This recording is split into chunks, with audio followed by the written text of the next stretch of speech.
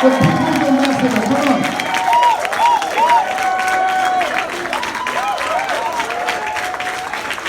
Okay, Ambassador, we have two questions for the policy. We have all of you know the Vice Chair for the EIC is Ngozi Abike. She's going to I'm asking questions that she submitted to the Ambassador. But some of you may be wondering how to stay connected. I know you signed up, but also we've set up a texting function. Your presence tonight. Your people have asked questions of you. And what I want to do is read those questions and have you address them for them, okay? Many of them want to say thank you for representing our voice. Many are absolutely pleased with our results. Many are saying that they stand with you. Many are saying that they are saddened that you're no longer going to be there. But they want to know what's next. Where do we go from here? What are you going to do? Actually, I may have left the physical building. I may have left the physical building, but I ain't going anywhere. They can try, but you see, they can destroy it like boom. Yeah, that's right. It's just that simple. Maybe they need to be reminded every day. Like I say, I didn't come here for the job. This is a call. Nothing is going to change. I'm still living in my own home. My loved one's home. So we will continue. We're going to build a movement that we are going to say enough is enough. We have got to take a position as people of African descent. No more shall we be told we are different. No more shall we be divided. We are one people. Whether you were born on the continent or you were born outside the continent, we are one united children of Africa. Last night, we launched what we're calling the Omali, which is a database that we hope everybody can belong to. The first phase is going to be open end of November, and hopefully by December, we can begin signing up. We want to know where you are, what you do. So the opportunities that are being created in Africa, you need to be on the driver's seat to get those opportunities. The only way we can play our role in the implementation of the African Continental Free Trade Area is when we know what is going on. So be part of the database. I will keep passing the information to Daniel, and we need to stay engaged. We also launched the beginnings of what we're calling the Boma Fund, which is the fund that we all should belong to. This is how the Chinese were able to turn, Chinese diaspora, were able to turn China from a third world country 30 years ago to where China is today. You see, 1 million people with $1,000, that's $1 billion. Can we not do that? I mean, that's $1 billion. Now let's do 2 million people. Now let's do it year in and year out. You can see how quickly those funds will be leveraged. Within 5 years, we could be sitting at enormous amounts of money. Well, we can begin now to give ourselves loans. There's a bank called Afrexim Bank. It is the African Import-Export Bank. It is not owned by any of the African countries. The countries are shareholders. We hope that we can work with that bank. They did attend the event in Texas. And we have another meeting, follow-up meeting, December 18th. We have got to start pulling all our funds towards one bank. So we can have a bank that can be as powerful as China Development Bank. A bank that can begin to fund not only continental projects, but also diaspora projects outside the continent. This bank does have a diaspora program to do precisely that. Can you imagine if we were all to start sending that alone, we're talking $6 to $10 billion. Western Union is taking that as enough for us. So we got to start thinking strategically. And we have to start thinking about how do we gain our economic liberation. This is how we can get our economic liberation, by putting all our funds together and making sure that the funds going into Africa go through one bank. And let's make sure that it is a Pan-African bank, which they are, and they're ready to work with us when it comes to building the Africa that we want. So we'll also give you more information to that. Those who are available, open up your schedule. Let's meet in December in Houston, when the African Bank is going to come back, this time with concrete deliverables about how we can begin to reclaim or take back our economic liberation. Nobody is going to give it to us. In addition to that, we must go home. We must go home. It's not weather. Our children must go home. They are not going to know Africa by osmosis. So we need to also organize ourselves and put together programs that can allow and make it easy, not only for us as adults to go to Africa, but also for our children. So as we organize, we need to see to it that we begin to behave like other ethnic groups, to look inwards and realize our sheer survival starts with our unity. So I ask all of you to truly work hard at dissolving the shackles of the mind, because that is similarly what has kept us from taking our rightful place on the world stage.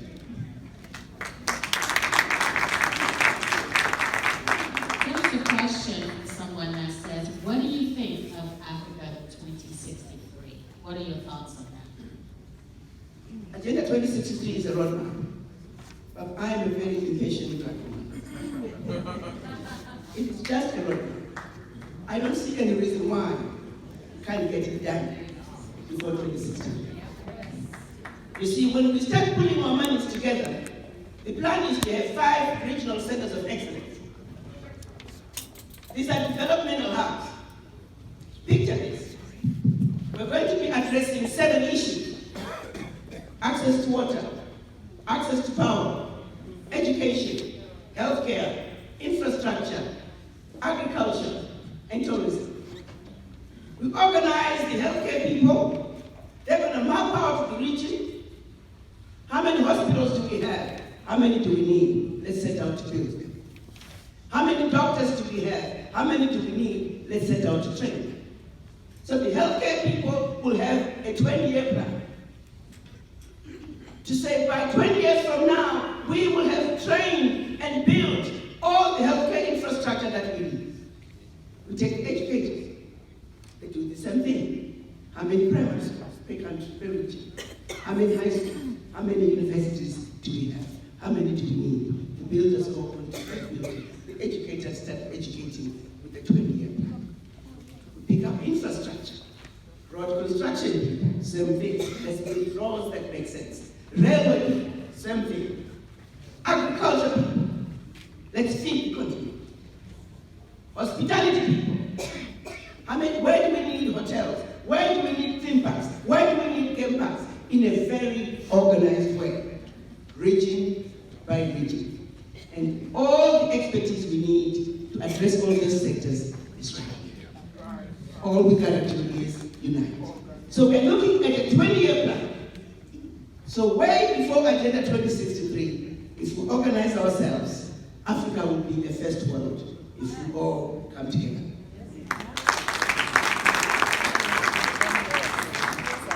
Another individual wants to know, where have we made the greatest impact since colonialism? And where are the sense of urgencies today? The sense of agency is there, but we are all feeling it in our bellies. We need to come out. We need to do what it takes to take it from feeling it to implementation. We still don't trust ourselves, let alone each other. You see, without money, you'll be talking till the cows come home. We got to get out of that mentality that I don't trust my sister. I give my sister $10 and I'll come back 6 months and I'm ready to kill her. Because I want to know what you did with my $10. Even though you could have gone to McDonald's and blown $50 during the same time. So we must begin to behave like the rest of other races. We must begin to believe in each other.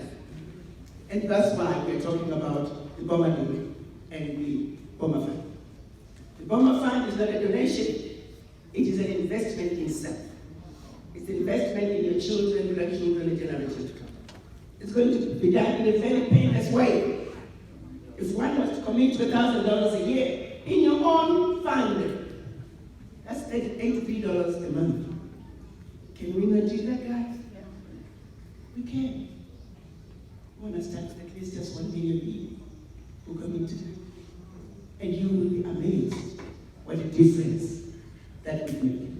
This is what other races have done. So yes, let's get out of feeling it.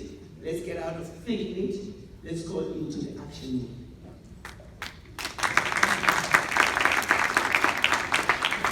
This individual has a 3-part question, but I'm going to ask one. What role can African champions with wealth in the diaspora play to change the game? Precisely what I'm talking about. I'm asking for $1,000 a year. But those who can afford it, be the major shareholder in the Cape Cairo Highway, be the major shareholder in the African Continental Airline. You see, 95% of the trade, intra-Africa trade, is maritime. Not a single vessel is owned by a black person. Can we not own the Black Star Alliance? Can we not build a shipping line? Can we not link up with our brothers and sisters in the Caribbean so they don't have to fly into mainland US, into Europe, only to go home to Africa? You know, there isn't a direct flight from the Caribbean to Africa. That's right. Wow. I'll tell you what. Because we're ready for the white people to do it for us. Let's call us this thing. Right now, I think it's called Leah Airlines in the Caribbean. Yep. They're looking to expand. There's the shareholders in the airline. Let's get the first 2 747s that can carry our brothers and sisters from the islands right into Accra, right into the crowd, just like that. Let's look at our Black Star Alliance. Let's finish the unfinished business of Black Gambia. Yes. Our brothers and sisters in the islands don't have to keep getting all their supplies out of Europe. That's right. They can get them right there in Africa. And it'll all be organic. But you see, when we come together, these are easy things to do.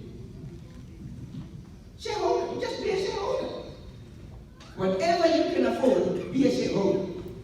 But that can only happen when we think alike, and we come together, and we organize, and we know where each and every one of us. So that is what I am going to be doing. That is what I'm going to run around this country like a chicken without a head to make sure that we are organized.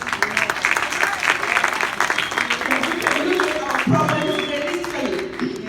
As we increase intra-Africa trade with the airlines, we fly their airlines outside Africa. I wish you could fly their airlines inside Africa. I hope not. Intra-Africa trade is going to increase. We need African Continental Airlines. And I hope you can be a shareholder as well. So, having served as the AU ambassador on this while, is that the best form of governance for us for such a time as this? You mean the government in Africa?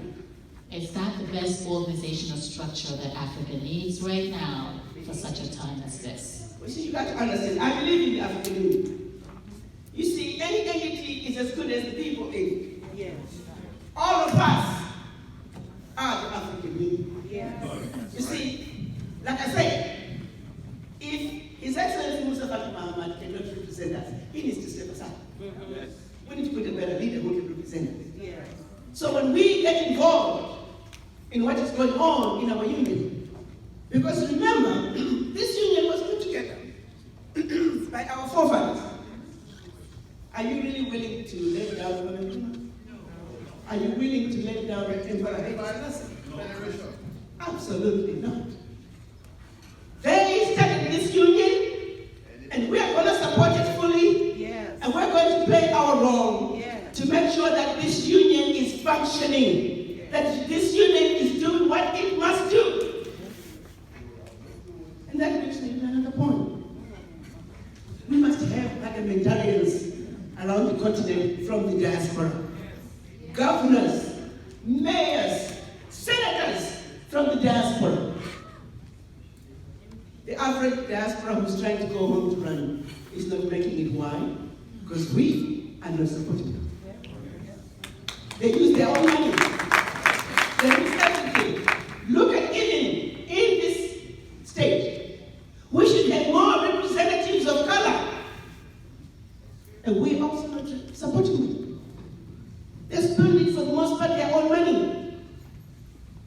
got to change our thinking. To get our respect, we must have representation. So please, we want you to support all the candidates that are running of color. That's how we get our respect. That's how we make a difference. That's how we become better members of the African Union. So don't forget, you are the African Union. There are so many questions. I'm going to have to pick and choose, but there's some social issues that people want answers to, and they revolve around sexuality and sexualization of our kids. And an individual asked a question. Currently, there is an insidious push by the Western government to force sexualization of children throughout Africa through an initiative entitled Comprehensive Sexual Education. What are your thoughts on that, and what are some of the ramifications as you see it? Well, I'm going to give my own personal opinion on that. You know, I was on a camp drive, and the guy was just really superb. And we were driving by a family of impalas. And he was describing a situation that I found very fascinating. There was one male impala that had about 15 female impalas around him. And the guy said, yeah, he's always like that. He always has all those female impalas by himself. And then over here, there were several impalas, only one male impala. And then somewhere in there, there was one impala that was just constantly getting into trouble because he was just running from one female to another, and he was constantly being fought by the other male impalas. Nobody taught those animals what to do. The animals just know what to do. Sexuality is not something that you can be taught and asked, what are you? It just happens. So on a personal level, I think humanity should be allowed to identify themselves without having to say, tell us exactly who you are. How do you feel? Why are we doing it? These kids are young. And at a young age, allow them to be children. Don't pigeonhole them to say, who are you? Let children be children. That is my personal opinion. And nature will take its course. Related to that question, is a little bit more specific. Apparently there is a widespread debate about a controversial school curriculum on homosexual and LGBT education on Africans. What are your thoughts on that? I still go back to, traditionally, we had homosexuals when I was growing up. We did too. But we didn't know there was such a thing as homosexual. We just knew there were women who lived together and it was okay. Yeah. We just knew there were men who always kind of liked to hang around women and that was okay and they never married. Are you with me? Yes. Why aren't we allowing nature to take its place? Yeah. We never worried about that. I often joke about when I married my husband from Ghana. I married all the men in Ghana. Are you with me? I married their sisters. All the women, I married them too. Our own beliefs in sexuality was a very simple one. Nobody was imposed, nothing was imposed on anybody.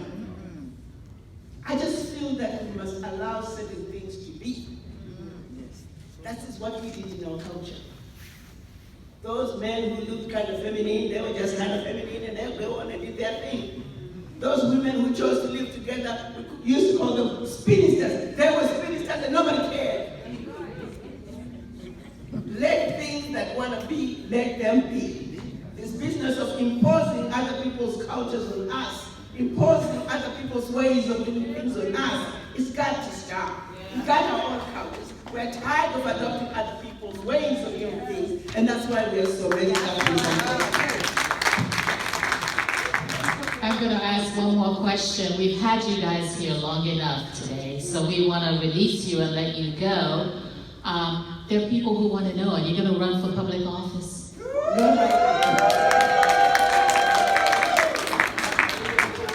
The only way I would run is Mr. Frank has to do the right thing. No, right now I'm ready to go for any office. I think the job of uniting the African diaspora is monumental. It's a job that's going to take me and keep me busy for years to come. It is the only thing that I will do before I die. It is making sure that all people of African descent go home to Africa. And that we no longer are going to be divided. The fight of an Afro-Caribbean, Afro-Latino, African-American, continental African is one fight. When my brother here walks through here, you say, who walked by here? A black man. Yes. When my sister walks through here, who passed by? A black woman. They don't see an African-American. They don't see an Afro-Caribbean. They don't see an Afro-Latino. They see a black man and a black woman. And that is who we are. Let's accept it. Apparently there's a vacancy in Guinea. Somebody wants to know what you want for my president on vote. And Liberia. Well, let me say this. Listen, this is where you guys are playing. These positions are vacant. All of you will be organized and pick a candidate and support your candidate. That's how you bring change.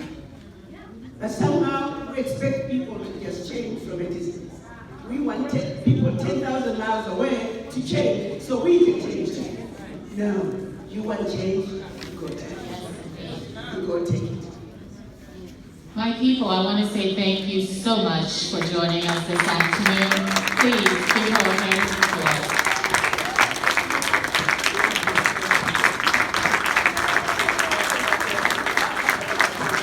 Okay, so this is what we're going to do. I'm calling the AIC board members to come. We're going to do a special presentation.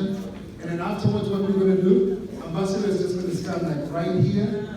And then we'll take a picture, which we'll share with all the people who registered for the event. Is that okay? Yeah, there you go.